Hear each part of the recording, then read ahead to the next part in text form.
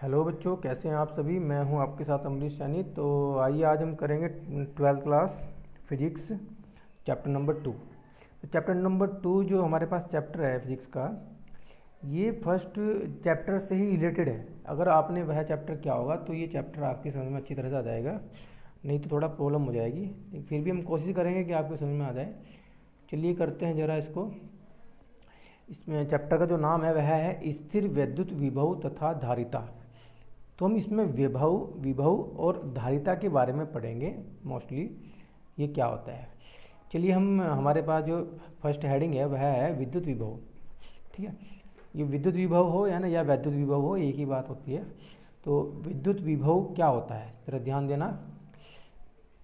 एकांक धनावेश को अनंत से विद्युत क्षेत्र के अंदर किसी बिंदु पर लाने में किया गया कार्य उस बिंदु पर विद्युत विभव कहलाता है। अर्थात इसका मतलब यह है कि यदि हमारे पास कोई क्षेत्र है ना, कोई इस तरह से कोई हमारे पास भाई क्षेत्र है ना, और उस क्षेत्र में क्या कंडीशन है, उस क्षेत्र से बाहर है ना, ये हमारे पास कोई विद्युत क्षेत्र है ना, ई कह देते हैं इसको। इससे बाहर कोई हमारे पास यदि क्यू है ना, तो इस क्यू को हम इस क्षेत्र के अंदर जब लाते हैं, हमारी बात, इस क्षेत्र के अंदर जब हम ला रहे हैं तो हमें लाने पर क्या क्या करना पड़ रहा है, कुछ कार्य करना पड़ रहा है, कुछ तो काम करना पड़ेगा, तो तभी तो इसको अंदर लेकर के आएंगे। तो वो जो कार्य होगा जिस बिंदु पर हम इसको लाना चाह रहे हैं है ना, इस क्षेत्र के अंदर जब हम इसको लेकर के आएंगे तो वो जो कार्य होगा उसी को हम जो है विद्युत विभव कहेंगे, एक प्रकार से जिस जगह इसको हम लाए हैं। ठीक है, तो इसकी ये थ्योरी है जो कि आपको समझनी है और इसको नोट कर लेनी है। मैं साथ साथ नोट्स दिखा रहा हूँ, आपको समझा भी रहा हूँ। तो वही कंडीशन देखिए, एकांक धनावेश यानी किसी एक धनावेश की बात कर रहे हैं जो कि एक एकांक धनावेश को अनंत से यानी कि काफ़ी दूर है, वह क्षेत्र से बाहर है। अब देखिए क्षेत्र से बाहर तुम सोच रहे होंगे सर अनंत कहाँ होगा। देखिए कंडीशन ये है कि जो हमारे पास क्षेत्र होता है ना, इस क्षेत्र के बाहर सारा जो एरिया है वो अनंत ही माना जाता है। ठीक है, ये यहाँ हो आवेश, यहाँ हो, अनंत ही माना जाता है। अगर इसके अंदर कहीं होगा तो वो बात अलग है, वो अनंत में नहीं माना जाएगा। ठीक है, तो विद्युत विभव जो होता है वो क्या होता है, एकांक धनावेश को अनंत से विद्युत क्षेत्र के अंदर किसी बिंदु पर लाने में किया गया कार्य उस बिंदु पर विद्युत विभव कहलाता है। क्लियर, इसे हम V से प्रदर्शित करते हैं। ठीक है, इसे हम V से प्रदर्शित करते हैं, इसे वो हम कैपिटल V कह देते हैं। ठीक है, से रिप्रेजेंट करते हैं। ये बात समझ में आ गई। इसके बाद हमने लिख लिया है कि माना प्लस क्यू आवेश को विद्युत क्षेत्र के अंदर, भाई कोई प्लस क्यू आवेश है वो विद्युत क्षेत्र के बाहर रखा हुआ है कहीं, उसके अंदर लाने में किसी बिंदु पर लाने में किया गया कार्य W है। भाई जो काम हो रहा था वो मान लिया हमने W है ना, किसे ला रहे थे, हम आवेश को ला रहे थे। तो जो उसका जो इस तरह से अनुपात होगा कार्य बटे आवेश, ये इस V के यानी कि विभव के बराबर होगा। ठीक है, तो ये थ्योरी आपको नोट कर लेनी है। ठीक है ना, ये आपका ये इसकी जो थ्योरी है। इसके बाद हम क्या करेंगे, इसमें नोट है कुछ जो आपको याद रखने हैं। नोट है हमारे पास, नोट ये एक तो फर्स्ट नोट ये है, फिर सेकंड नोट ये है। फर्स्ट नोट में क्या करना है, यह एक अदिश राशि है, इसका मात्रक जूल पर कूलाम होता है। ठीक है, देखिए जूल पर कूलाम का मतलब है, देखिए वर्क कार्य का मात्रक होता है जूल। जूल ने ही कार्य के बारे में बताया था। जूल जो है इसका मात्रक हुआ करते हैं। ऐसी क्यों क्या है, आवेश है ना। आवेश का मात्रक क्या होता है, कूलाम। ठीक है ना, तो इसलिए डिवाइड में हमने जूल बाई कूलाम इसको लिख दिया। सेकंड जो नोट है हमारे पास वह है, आवेश हमेशा उच्च विभव से कम विभव की ओर बहता है। ठीक है ना, तथा तब तक बहता रहता है जब तक कि दोनों चालकों का विभव बराबर न हो जाए। ठीक है, तो यानी कंडीशन ये है कि कहीं अगर उच्च विभव है, अधिक विभव है ना, और एक चालक पर, और दूसरे चालक पर क्या है, कम विभव है, और अगर हमने उनको दोनों को पास में लेकर है, संपर्क में रखा है, तो कंडीशन ये होगी जो उच्च विभव से ये निम्न विभव की ओर चला जाएगा, और ये तब तक विभव चलता होता रहेगा इधर से उधर जब तक जाता रहेगा जब तक ये इक्वल ना हो जाए दोनों पर। सिंपल सी बात है।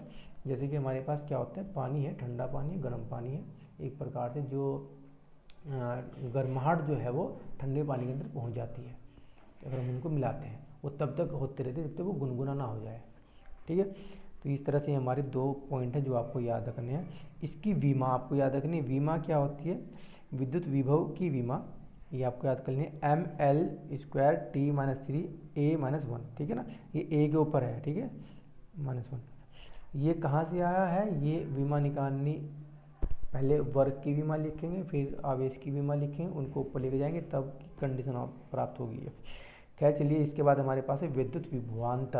अब हम बात करते हैं विद्युत विभवांतर की, है ना। एक बात आपको समझ में आ रही होगी, देखिए यहाँ शब्द से ही हमें कुछ पता चल रहा होगा, विभवांतर, विभव में कुछ अंतर, कोई डिफरेंस, यानी हम चलो पढ़ते हैं। विद्युत क्षेत्र में किसी धन परीक्षण आवेश को एक बिंदु से दूसरे बिंदु तक लाने में किया गया कार्य W तथा परीक्षण आवेश Q नोड के मान के अनुपात को बिंदुओं के बीच विद्युत विभवांतर कहते हैं। अब देखिए ये क्या कंडीशन है, कंडीशन ये है कि अभी जो हमने डेफिनेशन पहले पढ़ी थी, अभी भी कुछ देर पहले पढ़ी थी विद्युत विभव की, सेम उसी प्रकार इसकी डेफिनेशन है, बस थोड़ा सा अंतर है। यहाँ हम बात कर रहे थे विद्युत क्षेत्र के बाहर कोई अनंत पर कोई आवेश है, उसे ला रहे घसीट करके, कुछ काम हो रहा है ना। इसमें क्या कंडीशन है, इसमें यह है कि हमारे पास ये कोई क्षेत्र है और क्षेत्र के अंदर ही ए बिंदु है कोई, है ना, और यहाँ पर क्या है दूसरा बिंदु है ये बी, और अगर कोई आवेश यहाँ रखा हुआ है, इस क्षेत्र के अंदर की बात कर रहे हैं हम, तो इसको हम इस बिंदु तक लाने में जो काम करना पड़ रहा, ठीक है ना, वो कार्य और ये जो आवेश है इसका अनुपात ही विभवांतर होता है, जैसे कि हमने उसमें दिखाया वही सेम है। कंडीशन क्या है कि इसमें कंडीशन ये हो जाती है कि हो सकता है यहाँ पर विभवांतर कितना है, फिर हम इसको इधर लेकर के गए हैं, या हम इधर से इधर लेकर के आए हैं, तो यहाँ तक आने में उस पर विभव कितना रह गया, है ना। सपोज करो आप अपने स्कूल में हो, आपके अंदर उस टाइम कुछ एनर्जी है, आप फिर अपने घर जा रहे हो, घर जा करके आप थक जाते हो, यानी कि आपकी एनर्जी थोड़ी लॉस हो गई। तो इसी प्रकार हो सकता है यहाँ पर कितना इसके अंदर विभव हो ए पर, और यहाँ तक जाने में कितना अंतर आया हो, इसलिए हम इसको विभवांतर की बात करते हैं, या इधर से इधर लाने में। तो ये हमारी इसकी थ्योरी है जो कि आपको पढ़नी है और समझनी है। इसको हम delta V W upon Q node या क्यू नोड लिख देंगे, प्लस क्यू नोड लिख दें, इसको नोड बोलते हैं, ठीक है ना, W अपॉन क्यू नोड। तो ये हमारा एक फॉर्मूला तैयार हो गया। ये डेल्टा वी क्यों लिखा है, डेल्टा वी का मतलब वही है जो मैंने अभी भी आपको बताया कि एक बिंदु पर जो विभव था, फिर उस बिंदु से दूसरे बिंदु तक जब विभव गया है तो उसमें कितना परिवर्तन आ गया, है ना, तो वो डेल्टा वी से हम डिनोट कर देते हैं, ठीक है जी। यहाँ हम इसको ऐसे भी दिखा सकते हैं, अगर कहीं हम ए की बात करें थे तो वह V A minus V B, इसका मतलब ये है कि अगर हम बी से ए तक चल रहे या ए से बी तक चल रहे तो इस तरह से भी लिख सकते हैं, आपने वेग परिवर्तन की दर पढ़ी होगी। चलिए खैर आगे करते हैं। इसके बाद हमारे पास है यह एक सदिश राशि है, इसका मात्रक वोल्ट होता है, ठीक है। वही कंडीशन है, कुछ अलग नहीं, विभवांतर और विभव के मात्रक सेम होते हैं, इनकी विमा भी सेम ही होगी, कुछ अलग नहीं होगी, ठीक है ना।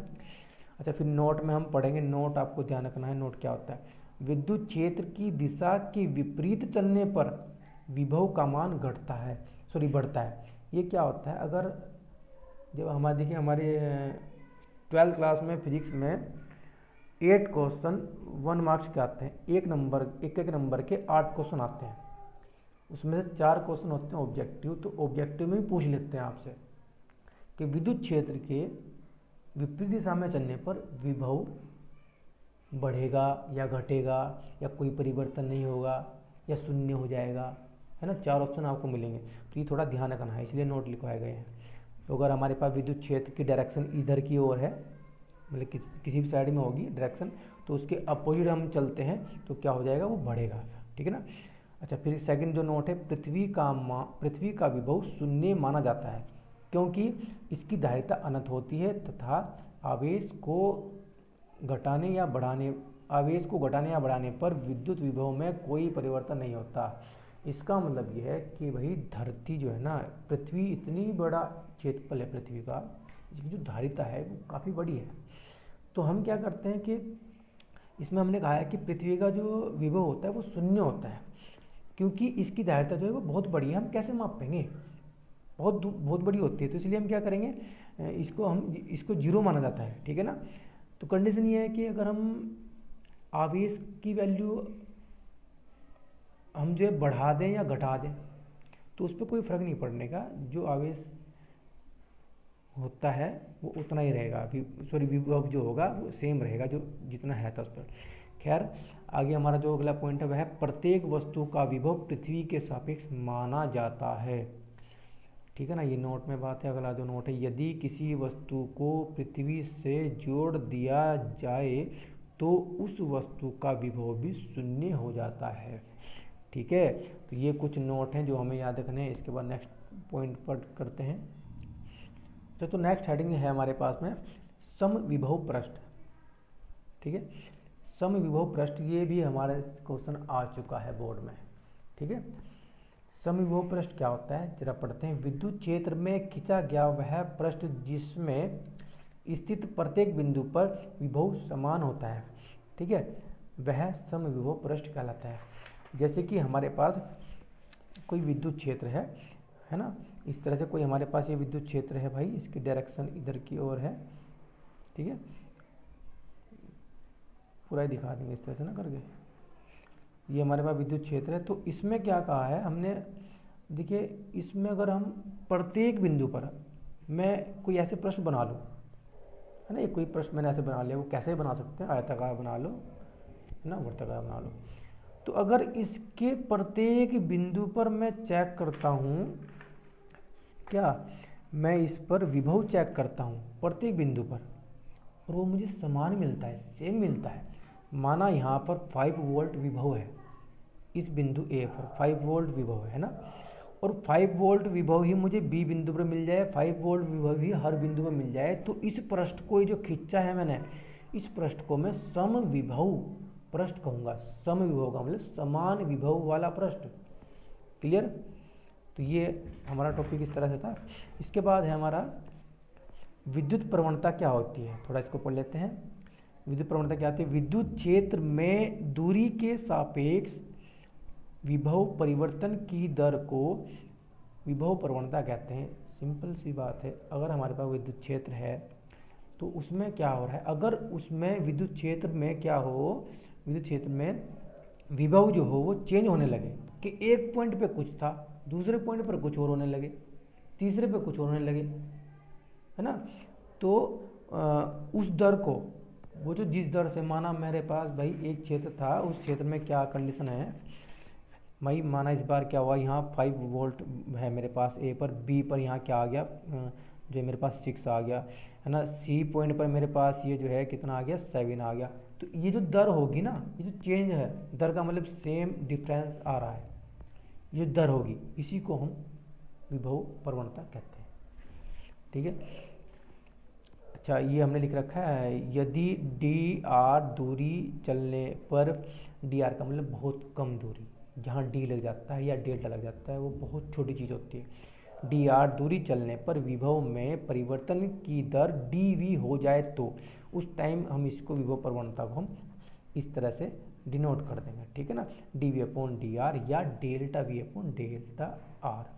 यह एक सदिश राशि है, इसका मात्रक वोल्ट पर मीटर होता है, यह अभी आपको याद रख लेना है, ठीक है। इसके बाद हमारा जो लास्ट पॉइंट है, लास्ट टॉपिक है, लास्ट क्या आज की वीडियो में बस इतना ही करेंगे, वो जो टॉपिक है वो थोड़ा बड़ा है, वो डेरिवेशन है, ठीक है बेटा। Best of luck.